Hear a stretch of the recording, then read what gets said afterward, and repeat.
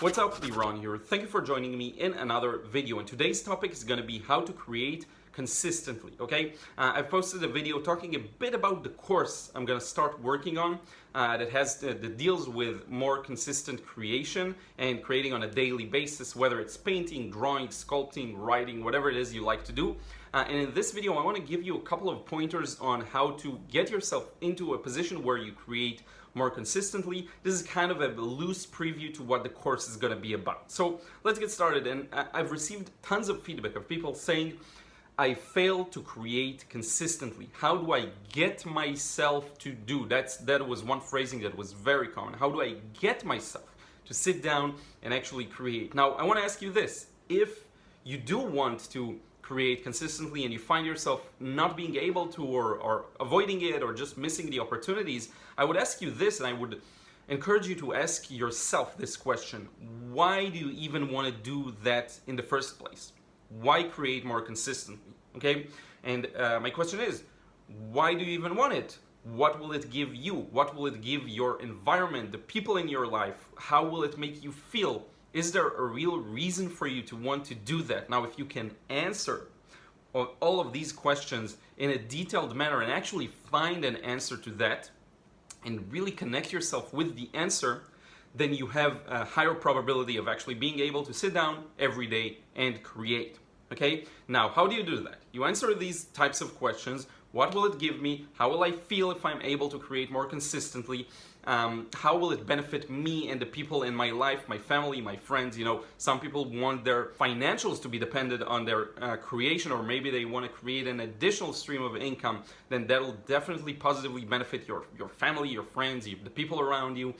So you want to connect it to as many different anchor points in your life. You want to be able to connect the act of you sitting down and creating to all of these little anchor points. You may go a different route and just do it for yourself and for your own fun, but then ask yourself, if I'm having more fun, if I'm more of a positive person, how will that affect the people around me? And then all of a sudden you find that being creative on a regular basis actually has real benefits to the people around you, not just to yourself. And you want to connect it with as many different parts as possible. Now, how do we get ourselves to sit down and actually do on a daily basis?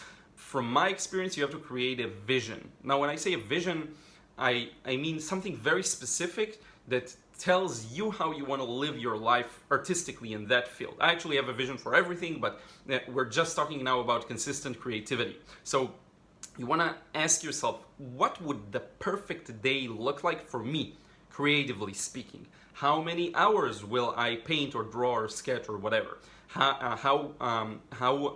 What my schedule will be like? What type of art will I create?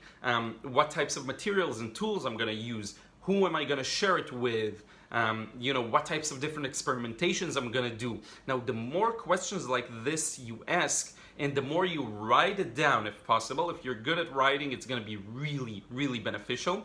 Or you can record it. You can do many things if you're better at talking.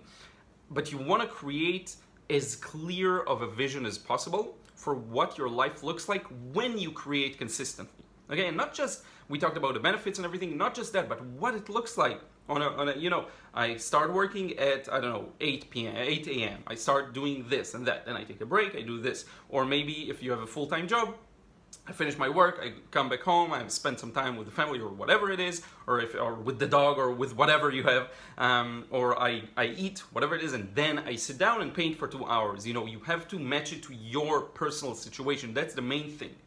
You write it down with as many details as possible. You create as detailed of a vision as you can. Okay, writing it down really matters, or recording it in some way, even video or audio, or I don't know, if you can use images to convey it, then do that.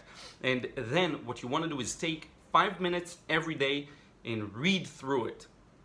That's all you need. You just need 5 minutes and you read through it, and when you write it in present tense. So I am creating for 3 hours, I do this, I feel great because I'm using new materials, I test out every day, I try to, whatever it is for you. It has to be personal for you. For me, it is trying to achieve the to get to the highest place I can creatively, and to connect with the highest place I can within myself, within the world, and create the best art that I can. And I have a couple of other things in my vision as well, but that's the gist of it, I think, in terms of art. So you want to write it down, present tense, and then you want to read it every single day. Okay, now reading it is an action, or listening to it or watching it is an action that is actually practical for getting you the results you want. Because a lot of people say, how do I get myself to do? How do I get myself to whatever it is they're trying to do? And I say you have to take action, but then you ask, what type of action? I've been trying to do this in the past and I wasn't successful. That's the thing you have to do. You have to remind yourself every day. It's like brainwashing. You know, you brainwash yourself to believe that every day you're gonna sit down and paint. Every day you're gonna, but if you're just gonna visualize it, you know, there's the book, The Secret. I'm not a big believer in just that.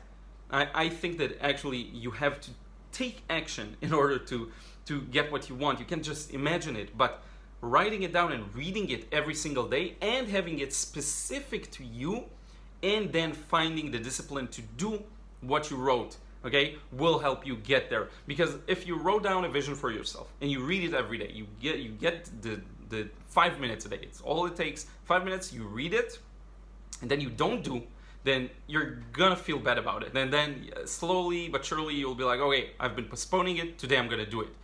Now, one last thing I will say, make sure that your vision logistically fits your life. Because if you're gonna set a goal for yourself to paint 2 hours a day, but then you really don't have that time because you work 8, 10 hours, whatever it is, and then you have some family stuff to take care of on a regular basis, and then, I don't know, maybe you work 2 jobs. I don't know your situation, but you have to make sure that it's practical for you to do, which is why I say when you work on that vision, I want you to go to the ideal, but then when you write it down, I want it to be practical, okay?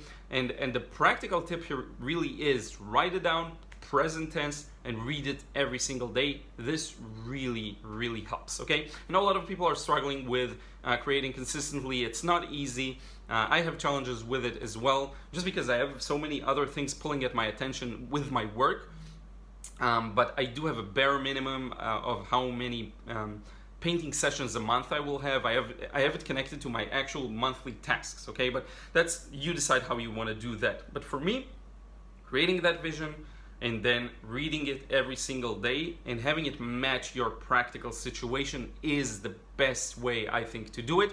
And don't forget to take your time with answering the questions of what will it give me to create as much, in what way will it benefit me and my my environment, my community and my country, whatever it is. You have to take the time to answer with as many details as possible. Why? Because you want the raw material to work with when you write down your vision. Okay, so take your time, answer everything with as many details as you can, and imagine it with every sense you can. What will it feel like? What will I think about? What will it smell like? I don't know, whatever it is. You know, we're all differently oriented in terms of our senses.